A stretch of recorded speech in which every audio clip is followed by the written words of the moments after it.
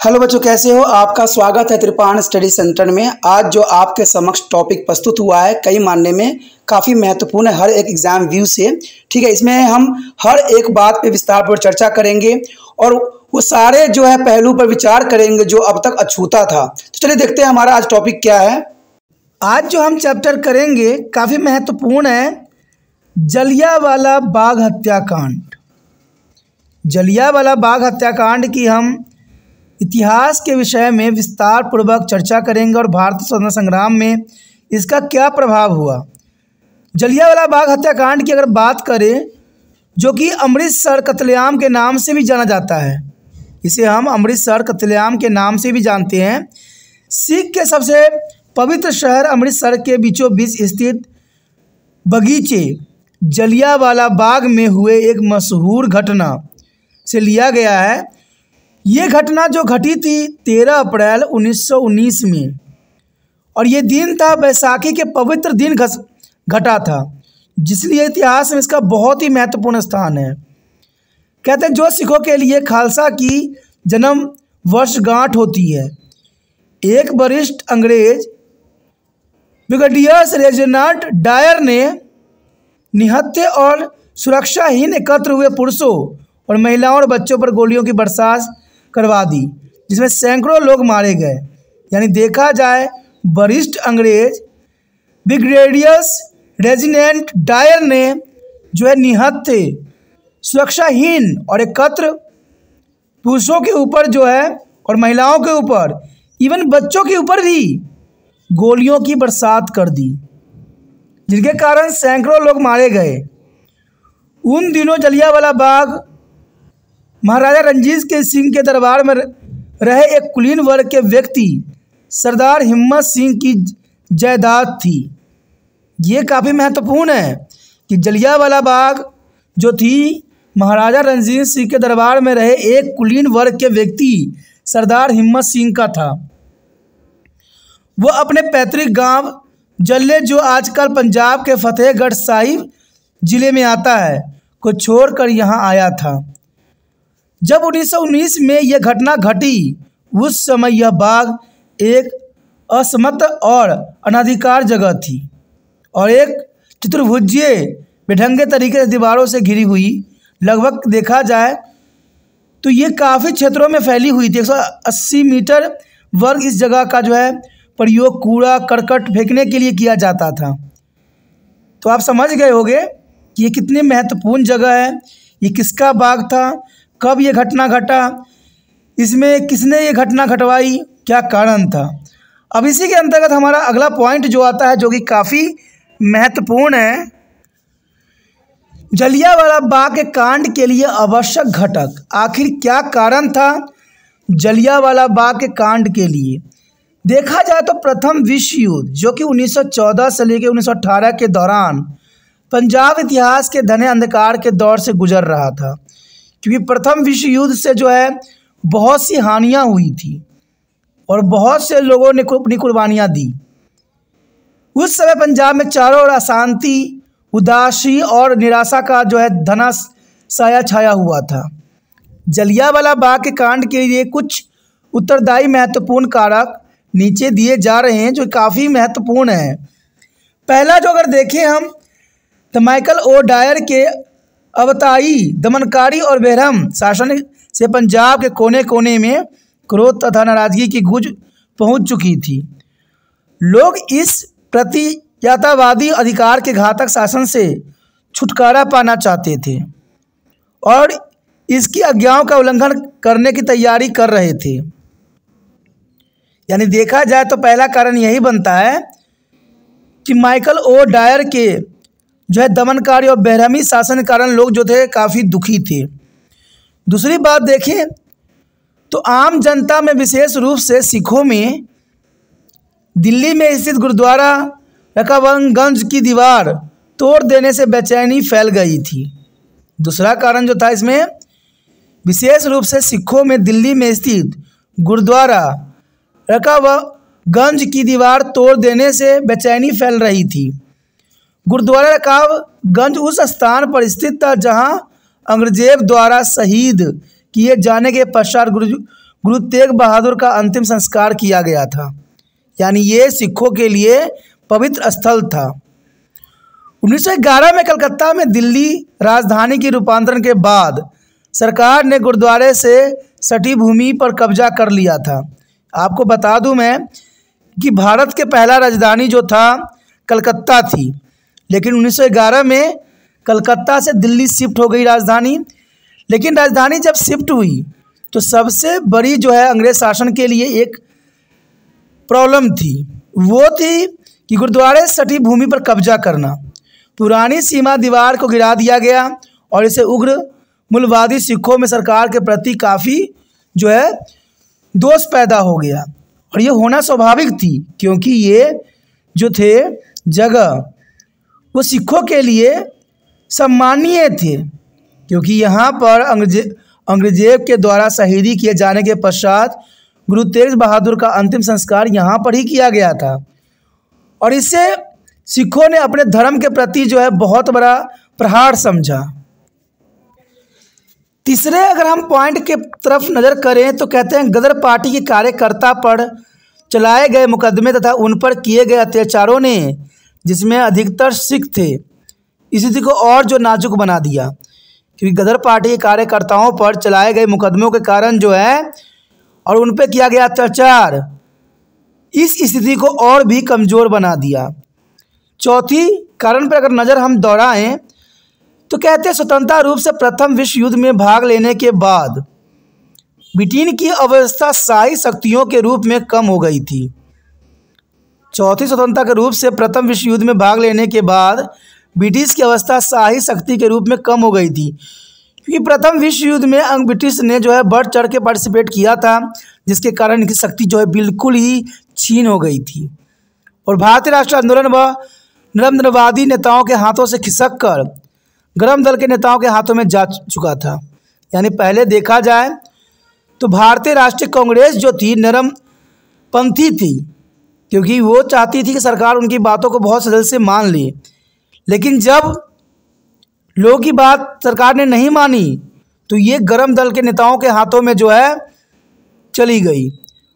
और इस बदलते परिवेश में अंग्रेज यह दिखाना चाहते थे कि उनका भारत पर अब भी अधिकार है। यानी अंग्रेज दिखाना चाहते थे कि अभी भी भारत पर उन्हीं का अधिकार है और वो बल प्रयोग करके अपना शासन चला सकते हैं। और यही उन्होंने किया भी, बल का इन्होंने पूरा प्रयोग किया। पांचवी अगर बात पे हम नज़र करें, पूरे भारत के लोगों में राजनीतिक चेतना की लहर जाग उठी थी। सभी लोगों को ये बात समझ में आ गया था कि भारत तभी आज़ाद हो सकता है जब हम सब साथ मिल के जो है अंग्रेज के खिलाफ लड़ाई लड़े। इसमें दो प्रमुख नेताओं का हाथ था।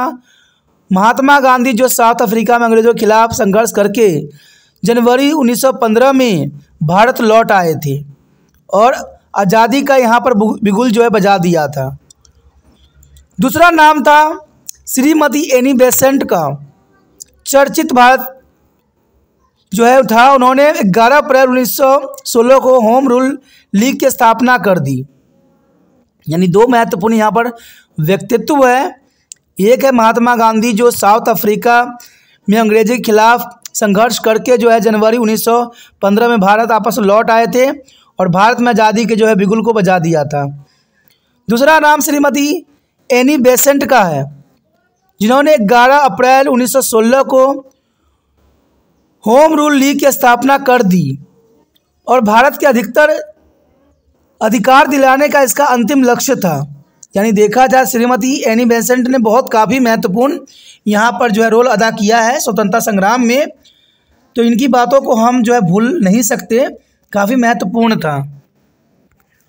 उसके पश्चात हमारे समक्ष आता है छठा। कहते भारतीय राष्ट्रीय कांग्रेस ने दिसंबर 1916 के वार्षिक अधिवेशन में जो लखनऊ में हुआ था, यह प्रस्ताव पास किया कि अंग्रेज सरकार को जितना ज़्यादा संभव हो सके भारतीयों के स्व सरकार बनाने की नीतियों की घोषणा कर देनी चाहिए। ये काफ़ी महत्वपूर्ण कारण था कि छठा भारतीय राष्ट्रीय कांग्रेस की दिसंबर जो 1916 में वार्षिक अधिवेशन हुआ था, उसमें साफ शब्दों में कह दिया गया था कि भारत की स्व सरकार बनाने की नीतियों की घोषणा कर देनी चाहिए। और सातवीं कारण ये था कि भारत ने प्रथम महायुद्ध में अंग्रेजों की दिल खोलकर सहायता किया था। भारत ने प्रथम विश्व युद्ध में अंग्रेजों का जो है दिल खोल के सहायता किया था, क्योंकि उन्होंने भारतवासियों को वचन दिया था कि अगर हम ये युद्ध जीत जाते हैं तो आपको भी हम स्वतंत्र कर देंगे। इसलिए भारतवासियों ने जो है बढ़ चढ़ कर इसमें पार्टिसिपेट किया था। इसलिए युद्ध समाप्ति के पश्चात भारतीय राजनीतिक हितों के आगे बढ़ाने की आशा कर रहे थे। यानी भारतीय लोग ये आशा कर रहे थे कि अब अंग्रेज जो है भारत को आज़ाद कर देंगे। लेकिन इसके विपरीत हुआ सारी कहानी। अंग्रेज सरकार की तरफ से भारत सरकार के सचिव E.S. मैकग्रेगन ने जो है 29 अगस्त 1917 को यह घोषणा कर दी कि अंग्रेज सरकार की प्रशासन नीति यह होगी कि प्रशासन के प्रत्येक शाखा में भारतीयों की संख्या बढ़ाई जाए तथा धीरे धीरे विकास के लिए शासकीय संस्थाओं के महत्व दिया जाए, ताकि भारत में उत्तरदायी सरकार की प्रगति को देखा जा सके। यानी जो बात उन्होंने सोचा नहीं था वो बातों का अनुसरण किया। जहाँ पर उन्होंने भारत को जो है आज़ाद करने की बात कही थी, वहीं पे जो है उन्होंने बात को पलट के सिर्फ जो है ऑर्गेनाइजेशन में जो है भारतीयों की संख्या बढ़ाने की बात की। और सबसे बड़ा कारण जो बना यहाँ पर जलियांवाला बाग हत्याकांड का, तो वो बना कि उसके बाद जो है प्रथम विश्व युद्ध के बाद अंग्रेज़ों के जो खजाना थे वो बिल्कुल खाली हो गए थे और उन्होंने भारतवर्ष पे जो है हद से अधिक टैक्सों के जो है लागू कर दिया, जो बहुत बड़ा कारण बना। अब हमारे समक्ष जो आगे आएगा तत्कालीन कारण, यानी देखा जाए तो जलियांवाला बाग हत्याकांड के इतने सारे कारण थे। हमने 7 कारणों पर यहाँ पर डिस्कस किया जो कि काफ़ी महत्वपूर्ण थे। लेकिन अब जो हम डिस्कस करने जा रहे हैं वो तत्कालीन कारण है। आखिर तत्कालीन कारण क्या थे, चलिए देखते हैं। यदि हम तत्कालीन कारण की बात करें तो सबसे बड़ी तत्कालीन कारण था रॉयलेट एक्ट एवं मार्शल लॉ। आप सोचिएगा ये है क्या? यही कारण था जिसके कारण जलियांवाला बाग हत्याकांड हुई थी। लेकिन भारत के वायसराय लॉर्ड चेम्सफोर्ड ने 10 दिसंबर 1917 को सीरियसन कमेटी की स्थापना कर दी। इस कमेटी के अध्यक्ष के नाम पर रॉयल कमेटी के नाम से अधिक जानी जाती है। इस कमेटी को सीरियसन कमेटी की स्थापना की, जिसको आज हम रॉयल कमेटी के नाम से जानी जाती है। और इस कमेटी की नियुक्ति भारत ने उग्रवादी आंदोलन से जुड़े अपराधी षड्यंत्रों के बारे में छानबीन करने के लिए की गई थी। यानी रॉयल एक्ट की जो स्थापना यहाँ पर किया गया था वो इसलिए किया गया था कि भारत में अंग्रेज़ के प्रति जो है उग्रवादी नीति तो कोई अपना नहीं रहा, षड्यंत्रों पर जो है छानबीन करने के लिए की गई। उन्हें क्रांतिकारी द्वारा रचे गए षड्यंत्रों की प्रकृति के बारे में रिपोर्ट पेश करने के लिए कहा गया कि भारत में कौन व्यक्ति हैं जो अंग्रेज़ के खिलाफ जो है षड्यंत्र रच रहे हैं, ताकि उनसे निपटने के लिए आवश्यक वैधानिक कार्यवाही की जा सके। और इस कमेटी की सिफारिश के अंतर्गत 2 रॉयलेट बिल पास किए गए और ये बिल थे जो 18 जनवरी 1999 में भारत सरकार ने गेट में प्रकाशित कर दिए गए थे। और इस कानून के अनुसार सरकार को किसी व्यक्ति को आतंकवाद के संदेह होने पर बिना जांच के 2 साल तक गिरफ्तार करने का अधिकार दिया गया था। यानी देखा जाए तो ये काफ़ी महत्वपूर्ण था कि जो ये बिल पास किए गए 18 जनवरी 1999 में कि भारत सरकार गेट में प्रकाशित कर दिए गए। और इस कानून के अनुसार सरकार के किसी भी व्यक्ति को आतंकवाद के संदेह होने पर बिना किसी जांच के जो है 2 साल की सज़ा देने का प्रावधान किया गया। इवन ये भी रूल लागू किया गया कि कोई व्यक्ति जो है अपने पास हथियार नहीं रख सकता। पहला जो था किसी भी व्यक्ति को जो है आतंकवाद का संदेह होने पर बिना जांच के 2 साल तक गिरफ्तारी करने का अधिकार दिया गया था। और दूसरी महत्वपूर्ण बात था कि कोई भी व्यक्ति जो है अपने पास हथियार नहीं रख सकता, यानी कोई भी हथियार रखने का इजाज़त इसमें नहीं दी गई थी। महात्मा गांधी ने इस बिल के विरोध में सत्याग्रह तथा एक अहिंसावादी सविनय अवज्ञा आंदोलन चलाने का निर्णय भी किया। महात्मा गांधी ने इस बिल के अंतर्गत सत्याग्रह और अहिंसावादी सविनय अवज्ञा आंदोलन चलाने का निर्णय किया। इसमें ये एक बिल एक्ट बन गया। इसके लिए महात्मा गांधी ने 30 मार्च को हड़ताल करने का पूरे भारत में आह्वान किया। अब बाद में से 6 अप्रैल 1919 तक स्थगित कर दिया गया। 6 अप्रैल को लाहौर तथा अमृतसर में हड़ताल शांतिपूर्वक बीत गई। अप्रैल 9 को पंजाब के governor sir Michael Francis O Dyer, जो कि 1864 से लेकर 1940 के अचानक डॉक्टर राजपाल और डॉक्टर सैफउद्दीन कचौरी को अमृतसर से बाहर भेजने का निर्णय किया। और ये दोनों भारतीय स्वतंत्रता संग्राम के बहुत ही लोकप्रिय नेता थे। डॉक्टर सत्यपाल और डॉक्टर सैफउद्दीन कचूल ये काफ़ी लोकप्रिय नेता थे और इनको जो है अमृतसर से बाहर भेजने का जो है माइकल फ्रांसिस ओ डायर ने अचानक फैसला लिया। उसी दिन पंजाब में महात्मा गांधी के प्रवेश पर प्रतिबंध लगा दिया गया और ऐसा भारतीय सुरक्षा अधिनियम के अंतर्गत किया गया, जो कि काफ़ी महत्वपूर्ण था। 10 अप्रैल को डॉक्टर सत्यपाल तथा डॉक्टर सैफउद्दीन कचौली को अमृतसर के उपायुक्त के घर बुलाया गया और उन्हें वहीं पर गिरफ्तार करके कार द्वारा जो है धर्मशाला भेज दिया गया।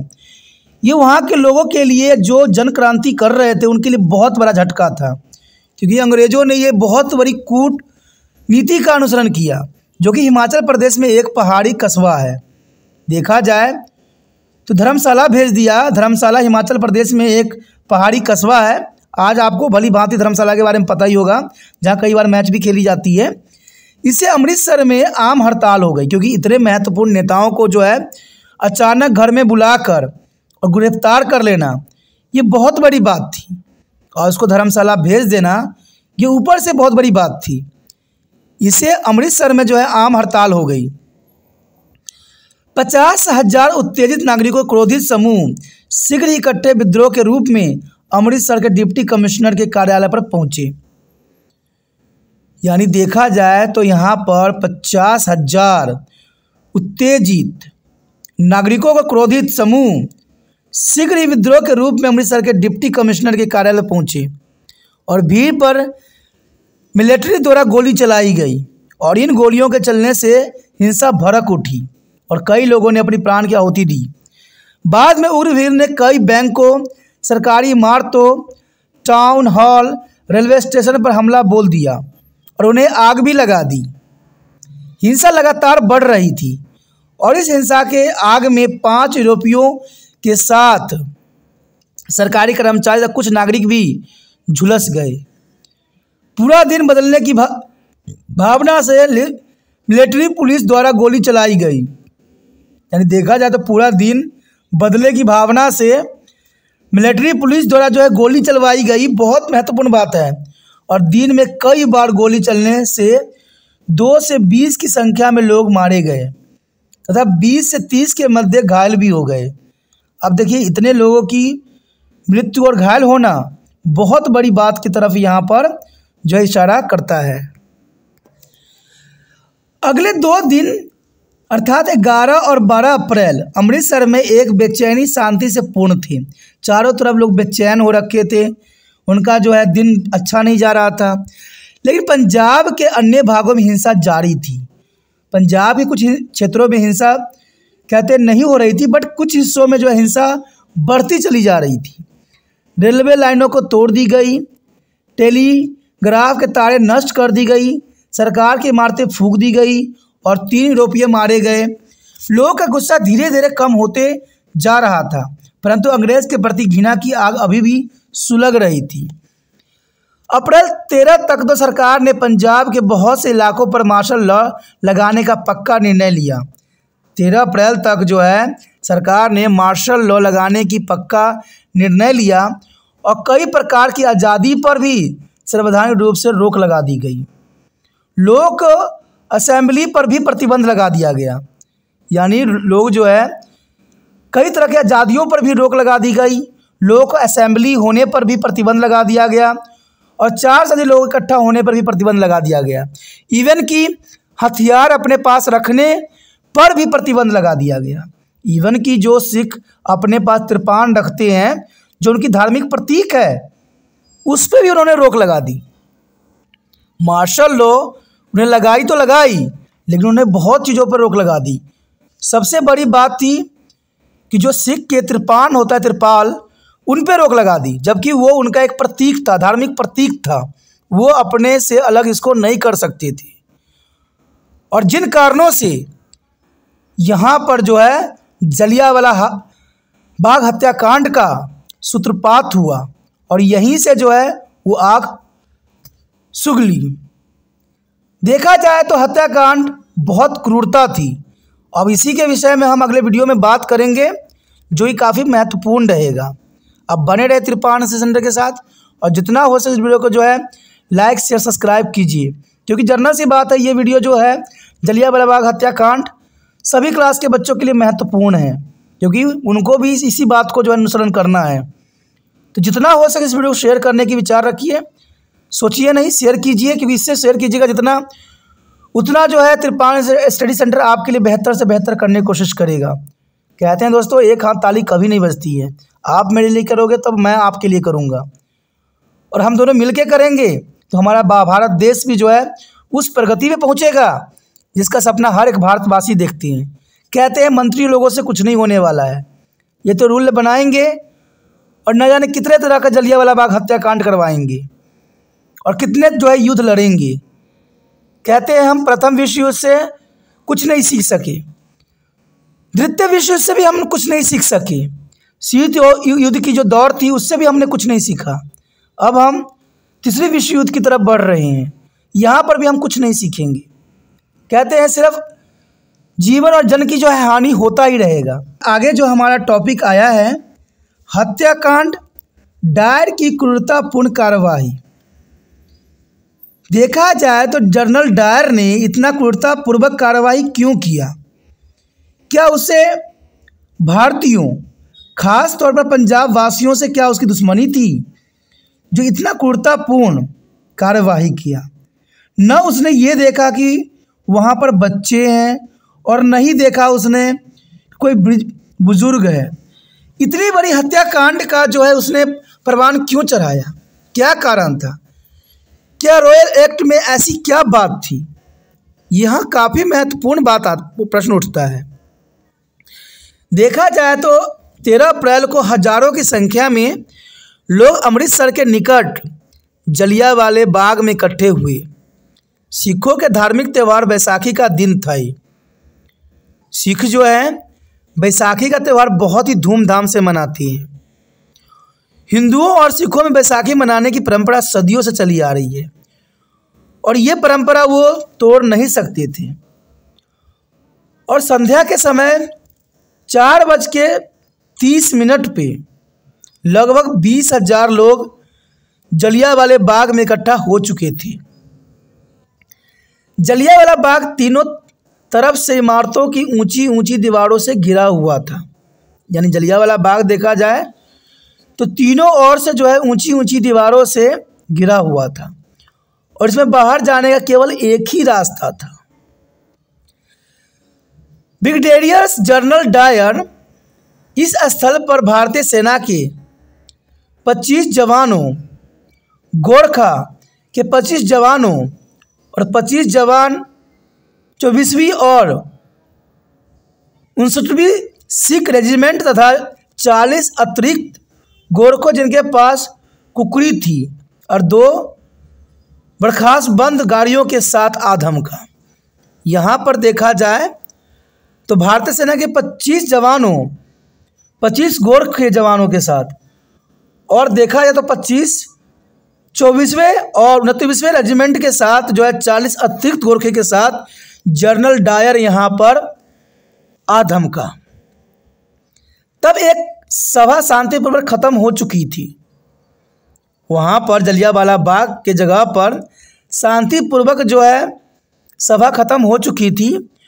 2 प्रस्ताव, एक रॉयल एक्ट के रद्द करने और दूसरा जो है 10 अप्रैल को चलाई गई गोलियों के निरस्त करने के लिए पास हो चुके थे। यानी यहाँ पर लोगों ने फैसला ले चुके थे। तीसरा प्रस्ताव सरकार की दमनकारी नीतियों के विरोध में पास करने का अभी सुझाव पेश किया जाना था। यानी तीसरा जो है प्रस्ताव सरकार की दमनकारी नीतियों के विरोध में पास करने की अभी सुझाव पेश किया जाना था। और यह 5:15 पर जो है जनरल डायर सेना सहित यहाँ पर आ पहुँचा। उसने अपने बंदूकधारियों को प्रवेश के सामने खड़ा कर दिया, यानी जहाँ पर गेट था वहाँ पर सभी बंदूकधारियों को खड़ा कर दिया और भीड़ के तितर बितर होने के लिए बिना चेतावनी, बिना आज्ञा दिए भीड़ पर जो है धंधाधूर गोलियों की बरसाने की आज्ञा दे दिया। यानी देखा जाए तो ना तो कोई चेतावनी दिया, ना कोई आज्ञा, और भीड़ को जो है उस पर गोली चलाने की आज्ञा दे दी, जो कि बहुत क्रूरतापूर्ण थी। यह हत्याकांड अति निर्दयी और बेरहम था। फंसी हुई भीड़ के पास बाहर निकलने का कोई रास्ता नहीं था। स्त्री पुरुष बच्चे इधर उधर भागने लगे। इसमें से कुछ गोलियों के बौछारों से बचने के लिए साथ बने कुएं में कूद पड़े। लगभग 10 मिनट तक गोलियां चलती रही। जब उनके पास असला समाप्त हो गया, जनरल डायर ने अपनी सेना को काफिले की जिस रास्ते से आया था वापस लौटने का हुक्म दे दिया। इस निर्मम हत्या में सैकड़ों लोग मारे गए और हजारों लोग घायल हो गए। सरकारी आंकड़े के अनुसार मरने वालों की संख्या 379 बताई गई तथा घायल की संख्या 200 के लगभग बताई गई। लेकिन आज तक भी यह मामला एक रहस्य बना हुआ है, क्योंकि अन्य सूत्रों के समाचार प्रकाशित संख्या सरकारी आंकड़ों से कई गुना अधिक पाई गई। सबसे बड़े दुर्भाग्य की बात यह है कि मृतकों का घायलों की देख रेख में और संभाल के लिए कोई उस समय नहीं था।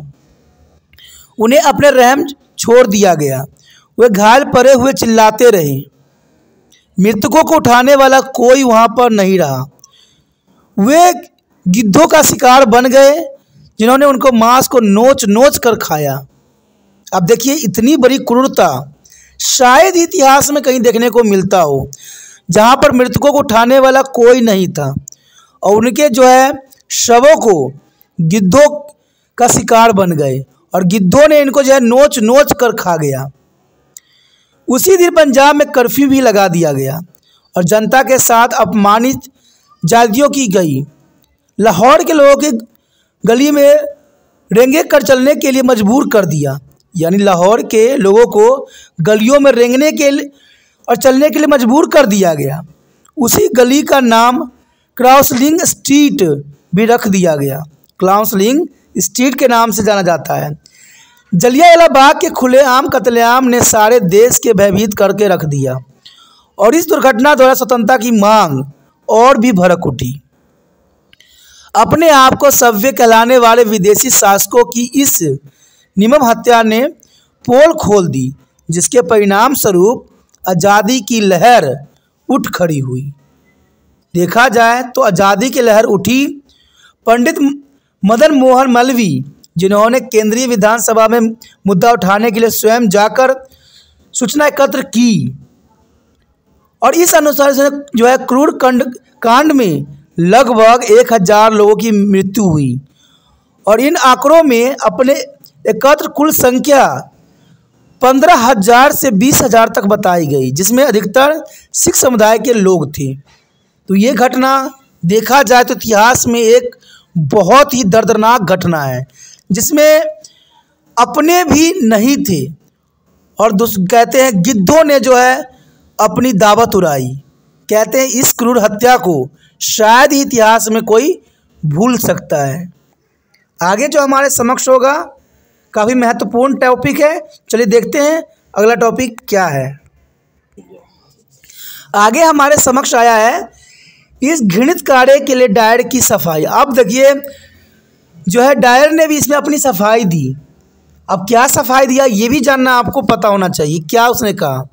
उसने साफ शब्दों में कहा कि लूटपाट और अत्याचार के इस कार्य को अंजाम देने के बाद डायर ने अपने मुख्यालय आपस लौट आया और अपने पर्यवेक्षकों को अपनी रिपोर्ट देते हुए कहा कि उसे अगर उग्रवादी सेना के सामने आने से उनसे 2-2 हाथ करने पड़े। यानी उसने कहा कि जब उग्रवादी नेताओं के सामने गए तो उनसे उनका लड़ाई हो गया और पंजाब के लोगों को नैतिकता का पाठ पढ़ाने के लिए मजबूर होना पड़ा। इतना ही नहीं, झूठ को दबाने के लिए पंजाब के British lieutenant general Michael O Dyer ने रेजिनल्ड डायर को एक तार भेजा और लिखा, आप द्वारा की गई कार्रवाई उचित है। लेफ्टिनेंट गवर्नर अपनी सहमति देता है और इस पर देखी भारत में रहने वाले अंग्रेजों ने तथा ब्रिटिश प्रेस ने डायर के पक्ष में खूब प्रचार किया, काफ़ी जो है उसकी तारीफ की और उसे ब्रिटिश के गौरव और सम्मान को बचाने वाले व्यक्ति बताया गया कि उसने ब्रिटिश के सम्मान और गौरव की जो है बचाई है। और इतना ही नहीं, मॉर्निंग पोस्टर ने डायर के नाम पर फंड खोल दिया, लोग दान देने लग गए और ऐसा माना जाता है कि अब वो डायर के अमृतसर तथा अन्य क्षेत्रों के में कत्लेआम के पश्चात मार्शल लॉ लगाने की प्रार्थना की तो वायसराय लॉर्ड चैम्सफोर्ड ने तुरंत अनुमति दे दी। यानी देखा जाए तो ये घृण अपराध के लिए जनरल डायर को जो है सम्मानित किया गया और उसको इस कार्य के लिए जो है बहुत से चीज़ें खोली गई कि उसने जो कार्य किया है वो ब्रिटिश गर्व और सम्मान के बचाने के लिए किया। और ये किसी ने नहीं देखा कि इसमें न जाने कितने लोगों की मृत्यु हुई। क्या वहाँ पर बच्चे, क्या वो षड्यंत्र रच रहे थे? क्या स्त्रियाँ षड्यंत्र रच रहे थे? तो अंग्रेजों ने इस बात के लिए जो है जनरल डायर को क्यों प्रोत्साहित किया, क्यों उसको उपाधि दी? इस सबसे बड़ी प्रश्न चिन्ह लगता है वहाँ के उस समय की प्रशासन पर। उसके पश्चात हमारे समक्ष आता है हैंटर कमीशन। जलियांवाला बाग हत्याकांड ने भारत और इंग्लैंड दोनों जगह जनता में शक्तिशाली प्रतिक्रिया का संचार किया। भारत के सचिव एडविन्स मोंटेगे की आज्ञा से हत्याकांड के बारे में पूछताछ के लिए लॉर्ड हैंटर के अधीन कमीशन बिठाई गई। इसे हैंटर कमीशन के नाम से भी जाना जाता है। यानी जलियांवाला बाग हत्याकांड की जांच पड़ताल करने के लिए जो है लॉर्ड हैंटर के अधीन एक कमीशन बैठाई गई, इसलिए इसको हैंटर कमीशन भी कहा गया। इसमें केवल ब्रिटिश सदस्य ही शामिल थे, यानी सारे के सारे सदस्य जो जलियांवाला बाग हत्याकांड की जांच पड़ताल करने के लिए आए थे, सभी सदस्य जो थे अंग्रेज थे। इसने 28 मई 2020 में अपनी रिपोर्ट प्रकाशित की। डायर को हैंटर कमीशन के सामने पेश होने को भी कहा गया। डायर ने बयान देते हुए कहा कि उसे जलियांवाला बाग मीटिंग के बारे में 12:40 पर पता चला और इसे रोकने के लिए उसने कोई कदम न उठाए। उसने कहा कि वह जानबूझकर बाग में इस इरादे से गया था कि यदि वहाँ भीड़ इकट्ठी हुई तो वह गोलियां चलाएगा। यानी उसने जानबूझकर बाग में इस इरादे से गया था कि वहाँ पर अगर भीड़ होगी तो गोलियां चलाएगा। मैंने सोचा कि बिना गोली चलाए भीड़ को तितर बितर किया जा सकता था, लेकिन वो लोग दोबारा इकट्ठे हो जाते और मुझ पर हंसते। इस तरह मैं खुद को मूर्ख बनते हुए नहीं देख सकता था। वो हैंटर कमीशन द्वारा बिठाई गई कमेटी के सामने डायर की प्रतिक्रिया थी, जो इसने शब्द बोले। अब कहते हैं लोगों के सामने कुछ उसके सामने हुआ भी नहीं, फिर भी उसने ये बात बोल दी कि मुझ पर लोग हंसेंगे और उसे मूर्ख बनते नहीं देखा गया और उसने गोली चला दी। ये बातें जो उसने हैंटर कमीशन के सामने रखी वो बहुत ही निंदनीय था। डायर ने कहा कि यहाँ तक कह दिया कि हाँ उसके पास द्वार पर जो है मशीन गनों होती थी तो उन्हें चलवाने में भी देर न करता, परंतु मशीन गनें बक्सार बंद गाड़ियों पर लगी हुई थी। यानी डायर ने ये बात साफ शब्दों में कहा कि मेरे पास अगर मशीन गनें होती तो मैं उसका भी जो है बखूबी इस्तेमाल करता, लेकिन वो मशीनों में लगी हुई थी। उसने कहा कि जब भीड़ ने इधर उधर खिसकना शुरू कर दिया तो भी उसने गोली चलवानी बंद न की, क्योंकि उसने सोचा कि थोड़ी सी गोली चलाने का कोई लाभ नहीं होगा। अंत जब तक वो पूरी भीड़ न लौट जाए तब तक गोली चलती रहे। उसने यह भी स्वीकार किया कि गोली चलाने के बाद उसने घायलों और मृतकों के लिए कोई प्रबंधन नहीं किया और बड़ी ही कटु प्रतिक्रिया करते हुए कहा, यह मेरा काम नहीं था, बिल्कुल भी नहीं था। अस्पताल खुले हुए थे और वो वहाँ जा सकते थे। अब सोचिए ऐसी बातें जो अखबार में छापी गई, कौन व्यक्ति क्रोधित नहीं होगा? कौन व्यक्ति जो है इसकी जो है कूटनीति और गंदी नीति के सामने प्रश्न चिन्ह नहीं उठा पाएगा। कहते इतना बड़ा कत्लेआम करने के बाद इसकी जो इसने हंटर कमीशन सामने बात रखी वो बहुत ही निंदनीय था, और फिर भी जो है ब्रिटिश सरकार ने इसको जो है सम्मानित किया। काफ़ी महत्वपूर्ण है, आगे हमारे समक्ष और भी महत्वपूर्ण है, चलिए देखते हैं। देखा जाए तो आगे हमारे समक्ष जो आया है काफ़ी महत्वपूर्ण है। जलियांवाले बाग का नृशंस हत्याकांड तथा भारत के बाहर प्रक्रिया। काफ़ी महत्वपूर्ण है कि जलियांवाले बाग का नृशंस हत्याकांड तथा भारत के बाहर क्या प्रतिक्रिया हुई। मीनल क्वेश्चन ने अमृतसर के कसाई रेजिडेंट्स डायर पर निम्नलिखित टिप्पणी भी की। सन 1920 में हंटर रिपोर्ट के प्रकाशित होने पर चली क्रोध की आंधी में डायर की निष्क्रिय सूची में स्थान दिया, क्योंकि जो डायर ने जो है शब्द बोले उसको प्रकाशन किया गया और भारतीयों में एक क्रोध की आंधी चला दी। उसे कर्नल के पद पदस्थ कर दिया गया तथा उसके हाथे ब्रिगेड की कमान छीन ली गई। तत्कालीन कमांडर इन चीफ ने कहा कि डायर को अब भारत में कोई नौकरी नहीं दी जाएगी। ये सब अंग्रेज़ों की चाल थी। डायर का स्वास्थ्य बहुत खराब था, इसलिए उसे एक अस्पताल में जहाज़ द्वारा इंग्लैंड अपने घर भेज दिया गया।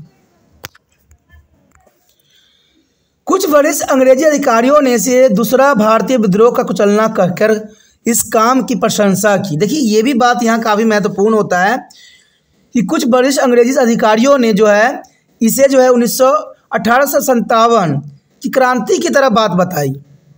जो 1857 क्रांति हुई, बहुत से वरिष्ठ अंग्रेजी अधिकारियों ने इसे दूसरा भारतीय विद्रोह का कुचलना कहकर इस काम की प्रशंसा की। लेकिन यहाँ पर ना तो कोई विद्रोह हो रहा था और न ही कोई षड्यंत्र हो रही थी। हाउस ऑफ लॉर्ड्स ने भी इस कार्य की सराहना किया। हाउस ऑफ कॉमन्स ने इस कार्य की निंदा भी की। यहाँ तक कि सर विलियम चर्चिल जो कि अंग्रेज समाजवाद के प्रबल समर्थक थे, उन्होंने इस पर टिप्पणी करते हुए कहा कि जलियांवाला बाग की घटना एक अद्वितीय घटना है और एक नितान असंगत घटना है जो अत्यंत मंगलकारी है। अब देखिए, कोई इतनी क्रूरता वाली घटनाओं को अगर मंगलकारी कहे तो कौन व्यक्ति जो है भड़क नहीं जाएगा। दुनिया के कोने कोने में डायर के इस घृणित कार्य की निंदा की गई। अंग्रेज सरकार द्वारा आधिकारिक तौर पर इसे निंदित किया गया और सन 1920 में उसे त्यागपत्र दिलवा दिया। सिर्फ अंग्रेज सरकार ने इसलिए किया क्योंकि वो भारतीय विद्रोह को जो है नहीं बढ़ता हुआ देख सकता था। फिर भी ब्रिटेन में ऐसे बहुत से लोग थे जिन्होंने डायर के कार्य को निंदा न की। कुछ ने उसे पंजाब का रक्षक तक कह डाला, यानी पंजाब का रक्षक भी बना डाला। द मैग्निस पोस्ट में डायर की सहानुभूति के लिए फंड इकट्ठा करना शुरू कर दिया। लगभग 26,000 पाउंड की राशि एकत्र भी कर ली गई। डायर को एक यादगारी पुस्तक भेंट भी की गई जिसमें उसके शुभचिंतकों की सूची संलग्न थी। अब देखिए, इतनी बड़ी उपाधि देना इतने बुरे कार्य के लिए शायद ही कहीं इतिहास में ऐसी घटना देखने को मिले। आगे जो हमारे समक्ष है जलियांवाले बाग की दुखद घटना का प्रभाव। कहते हैं भारत में इस निस्साहस हत्याकांड से लोगों में क्रोध तथा नाराजगी की जो है गहरी भावना पैदा हो गई। इसने पंजाब में अंग्रेजी शासन के विरुद्ध स्वतंत्रता आंदोलन के प्रेरित भी किया और सन 1920 में महात्मा गांधी के असहयोग आंदोलन का रास्ता भी साफ हो गया। इसे अन्य कई उग्रवादी का भी जो है प्रेरणा मिली और कहते हैं नोबेल पुरस्कार से सम्मानित प्रतिष्ठित कवि रविन्द्रनाथ टैगोर ने विरोध प्रकट करते हुए नाइट की पदवी जो है लौटा दी। अंत में यह हत्याकांड भारतीय स्वतंत्रता संग्राम का महत्वपूर्ण उत्प्रेरक बन गया। यानी जलियांवाला बाग हत्याकांड की घटना जो है सबको प्रभावित किया।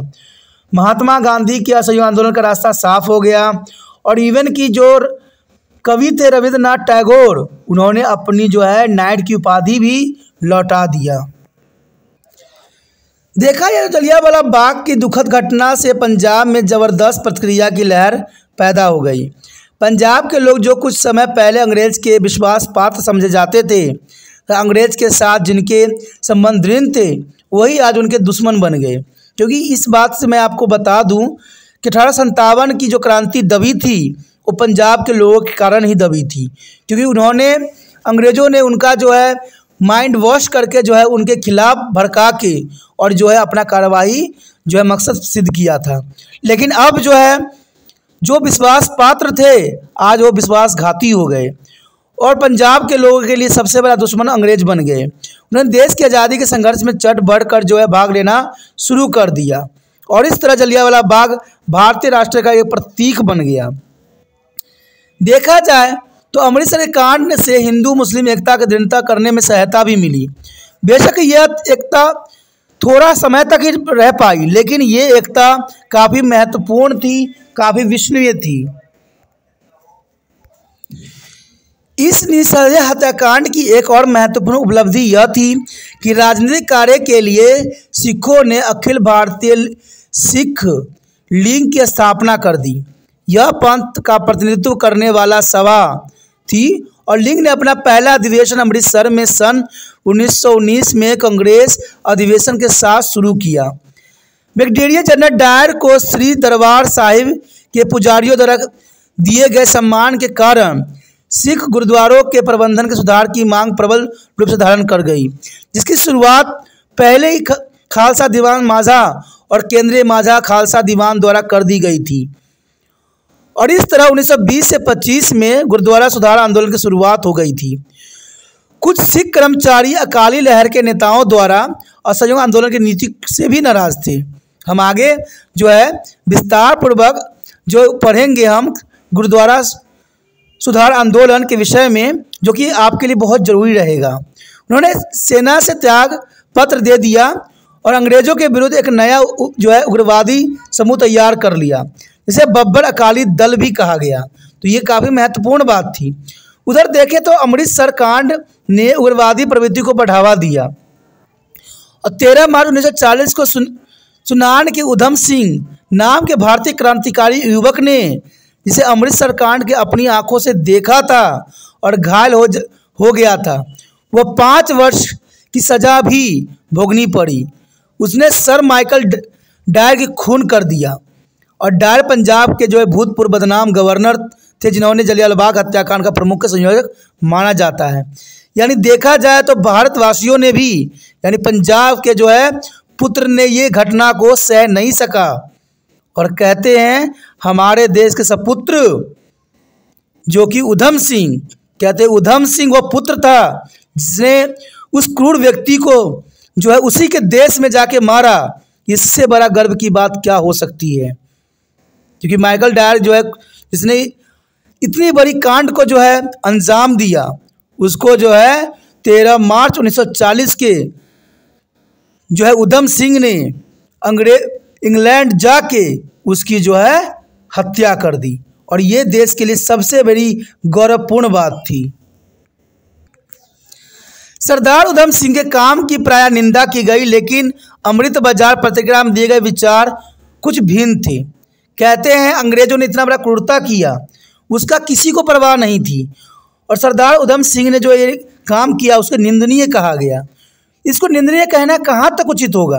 कहते हैं वो सरकार जो ऐसा कुकर्म करने वालों को जो है सम्मानित किया, सजा देने की जगह पर उसको ने उपाधि दी, ऐसे लोगों की हत्या करना कहाँ तक जो है गलत था। आम लोगों ने तथा उग्रवादी कार्यकर्ताओं के बीच उधम सिंह की कार्रवाई को उचित ठहराया गया और उचित था भी। उसे सम्मानित किया गया। देश विदेश में छपी अखबारों में जलियांवाले बाग की घटना की याद दिलाते हुए सर माइकल ओ डायर के हत्याकांड का पूरा जिम्मेवार ठहराया गया। उधम सिंह के कार्य की सराहना भी की गई।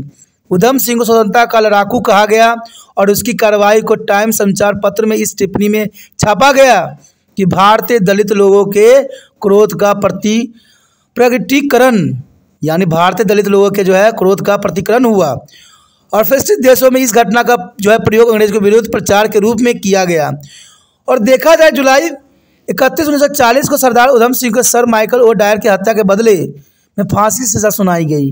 कहते हैं उस समय अंग्रेज का राज था, तो अंग्रेज अपनी तरफ से जो है उधम सिंह को फांसी दे दी गई, जो सही नहीं था, क्योंकि जनरल डायर ने जो काम किया उसके लिए फांसी देना कहते हैं कहाँ तक जो है उचित था, क्योंकि देखा जाए तो उधम सिंह ने भारत का जो है सम्मान को बचाया और जनरल डायर जैसे क्रूर व्यक्तियों की हत्या करना कहते हैं कोई गलत नहीं था, क्योंकि उस समय कहते हैं लाठी भी उनकी थी और भैंस भी उनकी थी। ऐसे हालातों में उधम सिंह ने जो है एक साहस होने का और एक देशभक्त होने का परिचय दिया। उसके पश्चात हमारा आता है निष्कर्ष, यानी देखा जाए तो जलियांवाला बाग का हत्याकांड जनरल डायर का एक निंदनीय कार्य था। इसे सारी दुनिया में क्रोध की जोश और नाराजगी की लहर दौड़ गई और इसके संतोष जो है सर माइकल ओ डायर का जो है सहायक डायर की सारी दुनिया में निंदा की गई। ये लोग घृणा के शिकार बन गए और इस घटना ने पंजाब के लोगों का गहरा प्रभाव छोड़ा, जो पूरी तरह से हिल चुके थे, तथा उनकी इस गलती का बदला लेने की भावना लोगों में सुलग उठी। पंजाब जो कभी अंग्रेजों का प्रबल समर्थक था, पंजाब जो कभी अंग्रेजों का प्रबल समर्थक था और इसका जो है परिचालय 1857 में जो क्रांति हुई थी, इसमें जो है पंजाब के जो है सैनिकों ने अंग्रेजों का समर्थन किया था और उस आंदोलन को दबाने में पंजाब के सिपाहियों ने मदद की थी। अब वो कट्टर शत्रु बन गए और इसके बाद वो बहुत बड़ी संख्या में भारतीय स्वतंत्रता संग्राम में कूद पड़े और आंदोलन को तेज करने में मदद भी की। देखा जाए तो यहाँ पर इस कांड ने पूरा ही इतिहास के चक्र को जो है बदल के रख दिया, क्योंकि जो पंजाबी लोग अंग्रेजों का समर्थन करते थे अब वो कट्टर दुश्मन हो गए। अब उनको भी समझ में आ गई कि अंग्रेज किसी का भी नहीं है। फिर जाके जो है भारत में एक स्वतंत्रता संग्राम की बिगुल सी बज उठी और उसके बाद हमारा देश आज़ाद होने के अग्रसर रास्तों पे चले गए। और देखा जाए इसके साथ न जाने कितने लोगों ने जो है देश के आज़ाद कराने में अपनी कुर्बानियाँ दी। तो ये काफ़ी महत्वपूर्ण था जलियांवाला बाग हत्याकांड, हर कक्षा के बच्चों के लिए, हर बच्चों के समझ के लिए, क्योंकि इसमें सब कुछ है जलियांवाला बाग हत्याकांड के अंतर्गत। अगर आपको ये वीडियो समझ में आई, अच्छा लगा, अगर आप चाहते हो कि त्रिपाण सिटी सेंटर और भी आपके लिए अच्छा से अच्छा करे और भी आपके लिए बनाए, तो जर्नल सी बात है दोस्तों, आपको भी त्रिपाण सिटी सेंटर की मदद करने की ज़रूरत है। और ज़रूरत इसलिए भी है क्योंकि आप अगर जितना मदद करोगे त्रिपाण सेंटर को, उतना जो है आपके लिए वीडियो बनाई जाएगी, उतने लोगों को फ़ायदा होगा और ये ज़रूरी भी है।